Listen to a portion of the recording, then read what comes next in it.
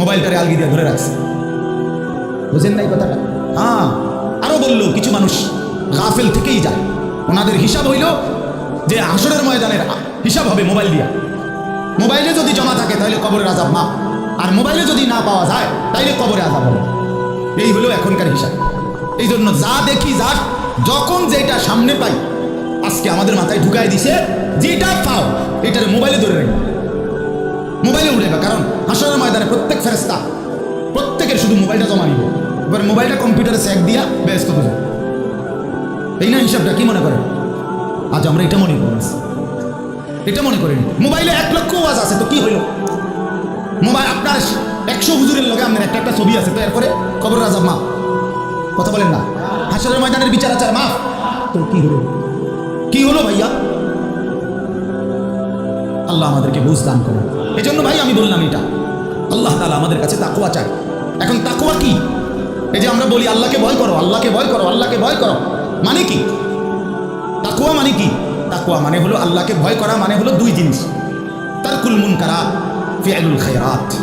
সমস্ত গুনাহ ছেড়ে দাও, সমস্ত হুকুম আল্লাহ এবং তার রাসূলের আদেশ পালন করো, পালন করো, এই তাকওয়া। তো আল্লাহ তাআলা বলেন, তোমরা যারা মুসলমান, তোমরা যারা মুমিন, আমি আল্লাহ তোমাদেরকে বলছি সমস্ত গুনাহ ছেড়ে দাও, সমস্ত ইবাদত হুকুমে আমার আদেশ পালনে লেগে যাও, লেগে যাও। চুরি, ডাকাতি, জিনা, ব্যভিচার, মদ, জুয়া, সুদ, ঘুষ, নাচ, গান, নাটক, সিনেমা, অশ্লীলতা, বেহায়াপনা, বেপরদিগি, বেহায়াপনা, অসভ্যতা, নোংরামি ছেড়ে দাও বান্দা, ছেড়ে দাও, আমার ইবাদতে লেগে থাকো। কেন নামাজ পড়বা না বান্দা? আল্লাহ যেন জিজ্ঞেস করছে, আয় আমার ইমানদার বান্দা, আমি না তোমার মুসলমান বানাইলাম, তোমারে না আমি সর্বশ্রেষ্ঠ রসুল দিলাম। নবী মুহাম্মদ সাল্লাল্লাহু আলাইহি সাল্লামের চাইতে সর্বশ্রেষ্ঠ রসুল আর কেউ আছে? কোরআনের চাইতে দামি কোনো কিতাব আছে? ইসলামের চাইতে দামি কোনো ধর্ম আছে? আল্লাহ তাআলার চাইতে বাদ দিয়ে আর কোনো মালিক আছে? তো আল্লাহ বলেন, আমি তোমার মালিক, আমার নবী মুহাম্মদ সাল্লাল্লাহু আলাইহি সাল্লাম তোমার রসুল, কোরআন তোমার কিতাব, ইসলাম তোমার ধর্ম। অতএব তুমি কেন ভুল পথে যাইবা বান্দা? তুমি নামাজ পড়বে না কেন? তাইলে নামাজ তুমি যদি না পড়ো, তো এই নামাজ পেলে কার জন্য দিলাম? হালাল হারাম এটা কার জন্য দিলাম? আমি আল্লাহ। আমার রসুলকে 23 বছরে আমি সমস্ত কিছু বলাইলাম, তাইলে কার জন্য? আমাদের যদি পছন্দ না হয়, ছেলেরা তোমরাই যদি নামাজ না পড়ো, তো মুসলমানের ঘরে জন্ম নিয়ে যদি তোমারই সেজদা দিতে মনে না চায়, তো তোমার সাথে বেঈমানের তফাৎ কি বেটা? এই অপদার্থ যারা সেজদা দাও না, নামাজ পড়ো না, তুমি জানো মিয়া যে কপাল সেজদা দেয় না হয়তো মানুষের বাচ্চা না, সমস্ত বেনামাজি এ তো হাইওয়ান, এ তো চতুষ্পদ জন্তু, এ তো চতুষ্পদ জন্তু বাবা। যে কপালে সেজদা নাই সে শয়তান, যে কপালে সেজদা নাই সে ইবলিস, যে কপালে সেজদা নাই সে মালউন, আল্লাহ তাআলার পক্ষ থেকে অভিশপ্ত। কোরআন শরীফে আছে। ইবলিসকে কেন ইবলিস বলে? সেজদা দেয় না। শয়তানকে কেন শয়তান বললো? আগে কি তারা শয়তান কইতো? সেজদা দেয় নাই তো এখন থেকে শয়তান, সেজদা দেয় নাই এখন থেকে ইবলিস, সেজদা দেয় নাই এখন থেকে রাজিম, অভিশপ্ত, সেজদা দেয় নাই।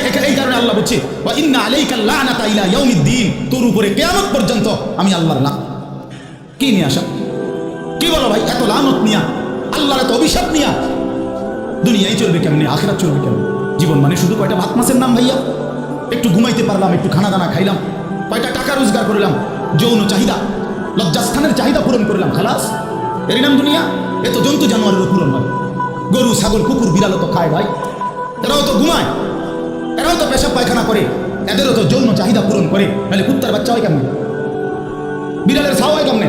সে যদি যৌন চাহিদা পূরণ না করে, তো জীবন মানে এটুকুই, জীবন মানে এদুরই। তাহলে পার্থক্য কি আমাদের?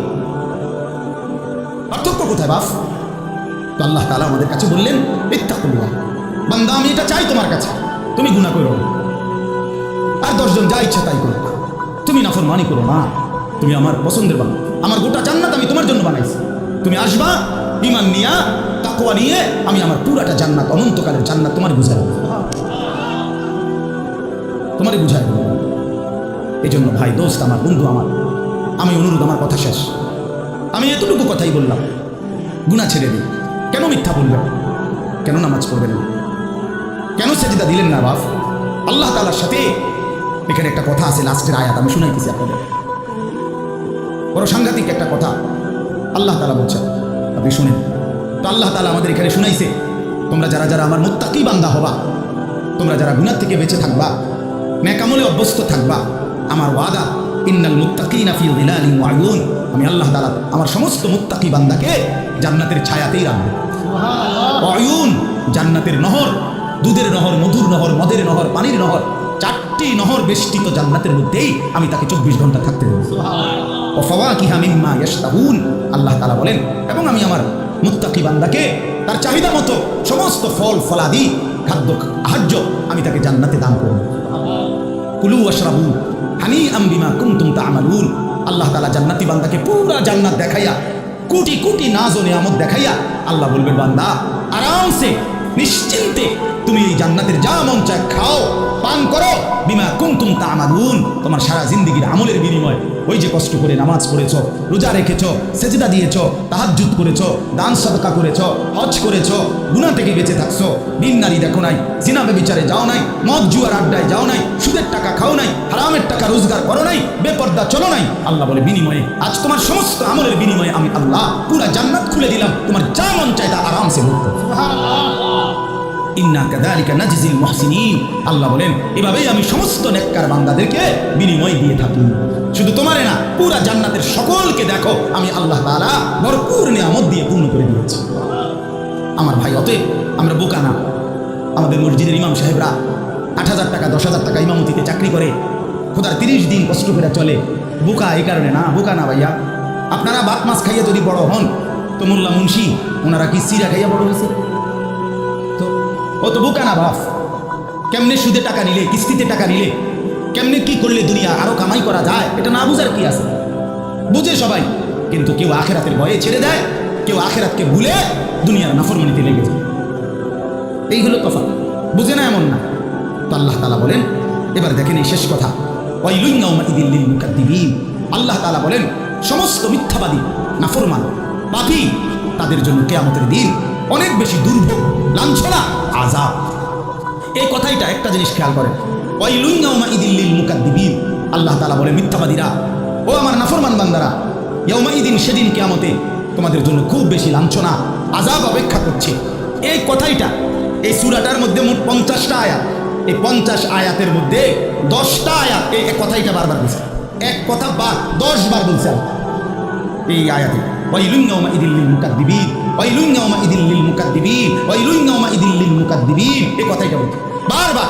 মিথ্যাবাদী, নাফরমান, তোমাদের জন্য সেদিন দুর্ভোগ, দুর্ভোগ, দুর্ভোগ, দুর্ভোগ, লাঞ্ছনা, আযাব, আযাব। এখন দেখেন এইবার এই একটা সাংঘাতিক কথা শুনুন। আল্লাহ বলেন, কুলু ওয়া তামাত্তাউ কালিলান ইন্নাকুম মুজরিমুন।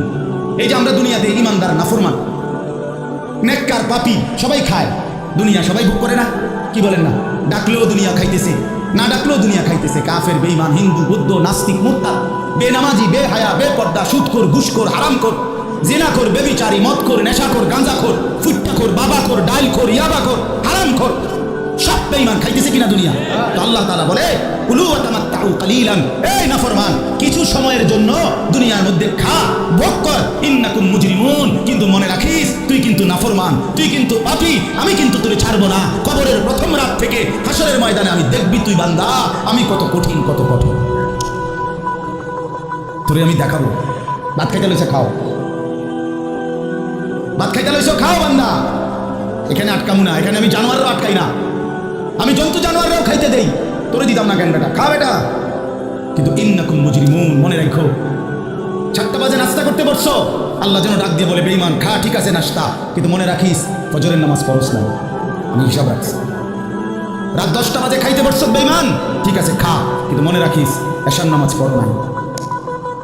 ঘর করলা, ফার্নিচার বানাইলা, ঠিক আছে থাকো, তো মনে রাখো এগুলো সুদের টাকা, এগুলা কাস্টমারের ঠকাইয়া, মিথ্যা বইলা, ওজনে কম দিয়া, ওই টাকা আমি জানি, আমি বান্দা দেখবো। ওয়াইলুন ইয়াউমাইযিল লিল মুকাদ্দিবিন, আবার বলতেছে আল্লাহ, মিথ্যাবাদী, নাফরমান, তোমাদের জন্য বড় বেশি দুর্ভোগ, লাঞ্ছনা, আযাব, তোমাদের জন্য আযাব। এই জন্য আল্লাহ তাআলা বলছেন। এরপরে আবার বলে দেখেন, ওয়া ইযা কিলা লাহুমুর কাউ লা ইয়ারকাউন, এই ছেলেরা তোমরা সবাই শোনো, আল্লাহ তাআলা আবারও বলতেছে, সমস্ত মিথ্যাবাদী, নাফরমান, তোমাদের জন্য হাসরের ময়দানে কেন লাঞ্ছনা হবে? এর প্রধান কারণ, ওয়া ইযা কিলা লাহুমুর কাউ লা ইয়ারকাউন, যখনই বলা হতো নামাজ পড়তে, যখনই বলা হতো রুকু করতে, যখনই বলা হতো সেজদা দিতে, লা ইয়ারকাউন, আল্লাহ তাআলা বলেন সে রুকু করে না, সেজদা দেয় না, নামাজ পড়ে, নামাজ পড়ে। আল্লাহ বলেন আমি এতবার বললাম, একটা দিনে 5 বার মসজিদে আজান হয়। একটা মহল্লায় শুধু একটা মসজিদ না, এক এক ওয়াক্তে এক একজনের কানে কমপক্ষে 10টা মসজিদ থেকে আজানের আওয়াজ আসে, ঠিক কিনা বলে? কিরে বান্দা, এত শক্ত হইলি কেমনে বান্দা? আমার এত বড় আসমান জমিন দিয়া, এত বড় কায়নাত দিয়ে বান্দা আমি তোকে লালন পালন করলাম, বিনিময়ে তুমি একটা সেজদাও দিলাম। 365 দিনে খোদার একটা বছর কোনো দিন ফজরের নামাজ পড়লো না। এ কেমন জিন্দিগি বাপ? এত এত কঠিন মানুষ কেমনে হয়? এত পাষাণ মুসলমান কেমনে হয় বাপ? বলে আল্লাহ তাআলা বলছে ইদা কিলা লাহুম রুকাউ লা ইয়ারকাউন, নাফরমান মনে রাখিস, বারবার তোকে নামাজের কথা বলা হয়েছিল, তুমি পড়ো নাই, আমি কিন্তু ছাড়বো না। খাইতে দিছি, খাইতে আমি কাফেরও দিই, দুনিয়া তো আমি বেঈমানকেও দিই, দুনিয়া আমি কুকুর বিড়ালকেও দিই, দুনিয়া তো আমি শুকরকেও খাইতে দিই। আমরা এক মানুষ যা খাই, জন্তু জানোয়ার তার চাইতে বেশি দুনিয়া খায়, ঠিক না? হ্যাঁ, বই আছে, গবেষকদের কথা হলো একটা হাতি একদিনে 250 কেজি খাবার, 90 লিটার পানি পান করে। আপনি পারবেন? একটা তিমি এক বেলা 270 সামর্থ্য যুবক এক বেলা যা খায় সেই সমপরিমাণ একটা তিমি এক বেলা তা খায়। তো দুনিয়া তারা বেশি ভোগ করে না? কথা বলে? তাহলে ভাইয়া দুনিয়া খুব বেশি আমরা ভোগ করি।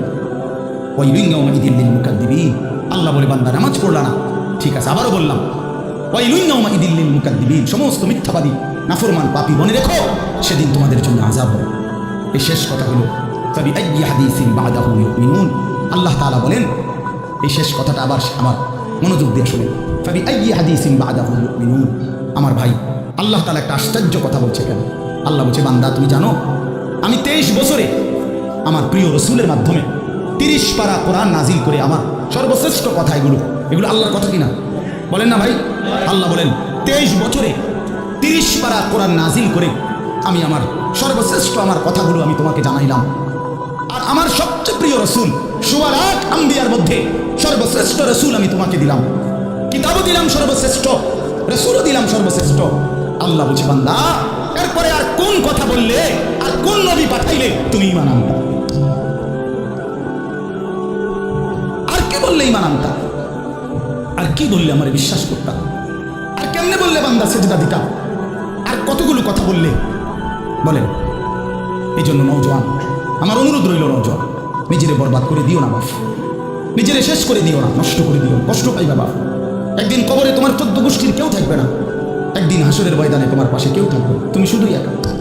আল্লাহ তাআলা বলছেন বান্দা আমি এত বড় কোরআন নাজিল করলাম, তারপরে আর কি বললে তুমি ঈমান? আর কেমনে বলতাম আমি? নবীজি জিজ্ঞেস করবে, খোদার কসম নবী জিজ্ঞেস করবে, উম্মত 23টা বছর আমি দিন রাত কাঁদছি রে উম্মত, তুই জানোস না উম্মত আমি তোর জন্য কি পরিমাণ কাঁদছিলাম?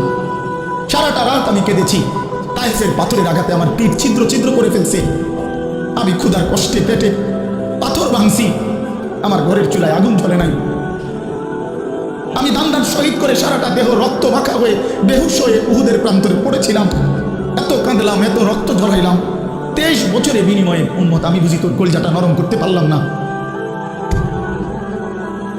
কি বলবেন ভাইয়া? এই ছেলেরা বাপ কি বলবা তোমরা? বলো দোস্ত। আল্লাহ আমাদেরকে বুঝ দান করে, আল্লাহ আমাদেরকে ফিকির দান করে, আল্লাহ তাআলা আমাদের সবাইকে কবুল করে। বাস্তব কথা হলো মাহফিলটা আসলে অনেক ভিতরে, আমার ডায়েরিতে লেখা কসবা, এটা এতটা ভিতরে আমি কল্পনাও করতে পারিনি। আগের থেকে যদি আমার জানানো থাকতো যে এটা এত ভিতরে, তাহলে আমার এতটা কষ্ট হতো না। আমার আরেকটা মাহফিল আছে মাধবপুর মিরপুর, আমি কখন যাবো কীভাবে যাবো আমি কিছুই বুঝতেছি। আমি ভাবছি অল্প একটু জায়গা হবে কসবা, এটা এতটা ভিতরে, এতটা ভাঙ্গা রাস্তা, আমার এটা ভাঙ্গা হওয়া অপরাধ না, আমার আগে জানাইলে আমি আর একটু আগে আসতাম, আরও আগে রওনা দিতাম। এই কারণে আমি আর সময় দিতে পারলাম না, আন্তরিকভাবে আমি দুঃখ প্রকাশ করছি। আবার যদি আল্লাহ কোনোদিন তৌফিক দেয় আবার আসবার চেষ্টা করবো, আল্লাহ যদি নসিব রাখে। আপনারা সবাই মনোযোগ দিয়ে সুন্দরভাবে মৌলানার বয়ান শুনেন। আল্লাহ তাআলা আপনাদের এই মাহফিল, এই মাদ্রাসা, নওজোয়ান সাথী তোমরা অনেক আসছো, মাশাআল্লাহ, আল্লাহ তোমাদেরকে উত্তম বিনিময় দান করে। সব ছেলের কাছে বন্ধু, যদি পারি, যদি বলতা হাত জোর করে বলতাম সেজদা দিও, তুমি নামাজ পড়ো, নিজেরে নষ্ট করো না, নিজের আখলাক, নিজের চরিত্র, নিজের জিন্দিগির কদর করো ভাই, নামাজ পড়ো, নিজেরে ভালো রাখো, অশ্লীলতা, বেহায়াপনা, নোংরা ছবি, নর্তকীর নাচ, জিনা, ব্যভিচারের দৃশ্য দেখো না বাবা, দেখো না। একটা নারী দরকার, মনের মধ্যে নারীর প্রতি আকর্ষণ, সেটা আল্লাহ তাআলা পূরণের ব্যবস্থা রাখছেন বাবা, বিবাহের হালাল ব্যবস্থা আল্লাহ রাখছেন, মানুষের প্রত্যেক চাহিদা পূরণের জন্য যিনি চাহিদা দিয়েছেন তিনি পূরণেরও ব্যবস্থা রাখছেন। ঠিক কিনা বলেন? ক্ষুধার চাহিদা আল্লাহ দিয়েছেন তো আল্লাহ তাআলা রিজিকও দিয়েছেন। তৃষ্ণার চাহিদা আল্লাহ দিয়েছেন তো পানীয় তো আল্লাহ দিয়েছেন। তো যৌবনের চাহিদা আল্লাহ দিয়েছেন তো সেটার জন্য হালাল বিবাহের ব্যবস্থা তো আল্লাহ তাআলা রাখছেন। তো নষ্ট হয়ে যাওয়া কেন? নিজেরে বরবাদ করে দেওয়া কেন ভাই আমার? দয়া করে প্রত্যেককে ইনশাআল্লাহ আখলাকের হেফাজত করি এবং 5 ওয়াক্ত নামাজ পড়তে চেষ্টা করি। আল্লাহ আমাদেরকে তৌফিক দেন।